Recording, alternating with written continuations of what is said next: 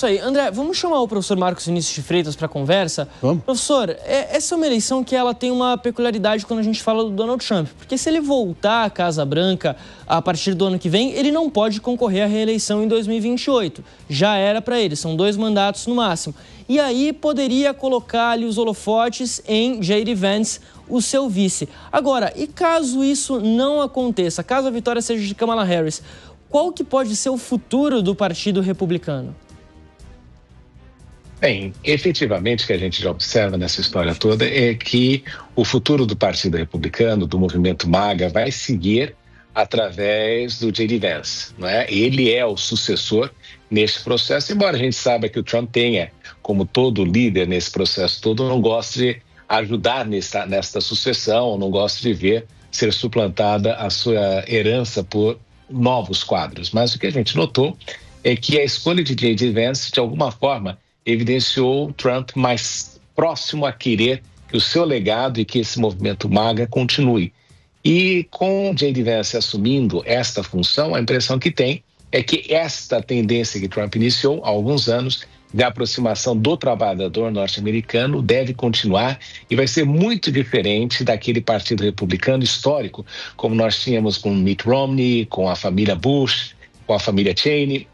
Então, é uma outra modificação importante no Partido Republicano. Agora, o Partido Democrata enfrentará aí as situações difíceis também de transição de liderança, porque Kamala Harris, a gente sabe que foi uma candidatura que não teve escrutínio do partido, que foi uma decisão, uma imposição principalmente pela Nancy Pelosi, que tem um poder muito grande dentro do partido, e isso vai fazer com que ela tenha aí uma presidência que não seja tão forte em razão de não ter efetivamente o controle do partido e não ter aí também uma ideia de legado do que significa a Kamala Harris no poder.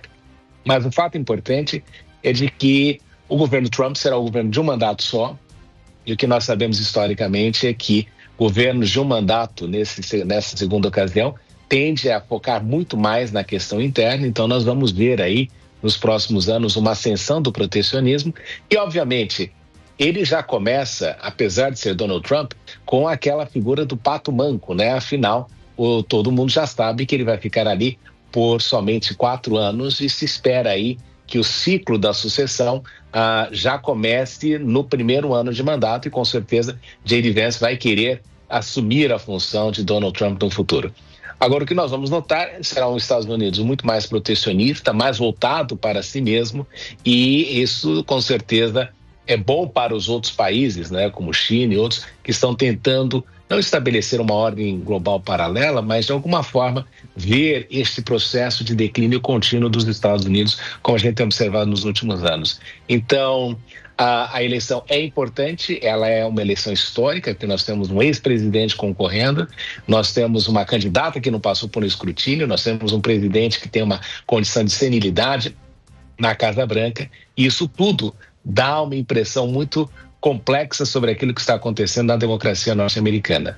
Donald Trump vem crescendo, né, porque ele conseguiu fazer com que o partido se transformasse no partido do colarinho azul, voltado para os trabalhadores, e isso é uma distinção fundamental, enquanto o Partido Democrata se aristocratizou, ficou um partido mais voltado a questões woke, e isso de alguma forma vai afetando aí o eleitorado. Obviamente, a base democrata nessa campanha se fiou muito na questão dos direitos de reprodução, com uma base no público feminino, e com certeza é esta base que Kamala Harris está contando, mas não se sabe se isso vai ser suficiente para fazer com que o cenário se altere. Então, o que a gente começa a notar é que existe essa tendência pró-Trump, que conseguiu, através de uma ação mais aprofundada de querer restaurar o processo de industrialização americana, de protecionismo e de uma série de outras medidas que foram tomadas, tentou fazer com que o trabalhador se tornasse novamente a peça fundamental do partido, algo muito diferente dos seus antecessores. O professor Marcos Vinícius de Freitas está aqui nessa cobertura com a gente, vai voltar já já. Eu queria chamar agora o nosso comentarista Cristiano Beraldo, agora 1h19 no horário de Brasília. A vantagem no momento é de Donald Trump de 211 a 153 no colégio eleitoral contra a Kamala Harris.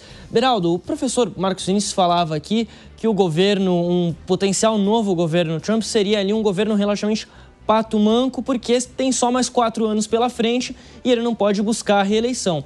Você acredita, Trump tendo essa personalidade de sempre ter ali o protagonismo, a dianteira dos assuntos, que ele daria mais espaço para J.D. Vance, já pensando em 2028, ou Trump mantém as rédeas do partido sob seu controle e todo o seu protagonismo?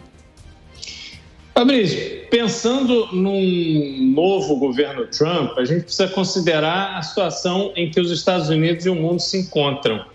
E eu tenho certeza que, mesmo em razão dos compromissos assumidos por Trump durante a campanha em relação a Israel, em relação à guerra entre Rússia e Ucrânia, as questões de imigração, questão de violência crescente nos Estados Unidos, os desafios econômicos, tem tanta coisa a fazer que me parece que ele vai focar nisso e não vai, pelo menos no primeiro momento, fazer esse xadrez eleitoral. Até porque a relação dele com J.D. Vance é uma relação que se tornou amistosa mais recentemente. Eles não têm um longo histórico de convivência, de integração. E há, dentro do Partido Republicano, outros postulantes a essa vaga. Então, me parece que, olhando para eleições de 2028, até porque a gente precisa lembrar, mesmo que Trump pudesse se candidatar à reeleição, ele já está chegando nos 80 anos. Imaginar ele concorrendo com mais de 80 anos, para terminar o mandato com mais de 85 anos, isso eu já não acho que seria razoável de qualquer maneira. Por isso, acredito que ele vai dedicar toda a sua energia nesse período inicial de campanha para tratar desses temas que são muito relevantes e vai deixar essa questão do Partido Republicano para ser administrada mais perto, porque Ron DeSantis, Fabrício, que é governador da Flórida, teve um protagonismo muito grande durante as primárias republicanas. É porque ele não conseguiu se viabilizar diante de todo o cenário criado, inclusive com a ajuda do Partido Democrata, que preferia disputar com Donald Trump e que, com aqueles indiciamentos, toda a imprensa negativa que Trump recebia, era para ter no eleitorado republicano justamente esse efeito contrário, de deixar o Trump na posição de vítima, com isso ele crescer e ser o oponente que os democratas acreditavam ser mais fácil de Joe Biden vencer. Infelizmente, a história não se escreve da maneira que a gente planeja, a história se escreve da maneira que os fatos vão se transcorrendo e eles não são controláveis. Estamos agora nessa situação aqui, Trump numa posição que eu diria favorável para vencer essas eleições, mas faço essa ressalva em relação à fala do professor, Fabrício. Acho que Ron DeSantis continua sendo um pré-candidato competitivo para 2028.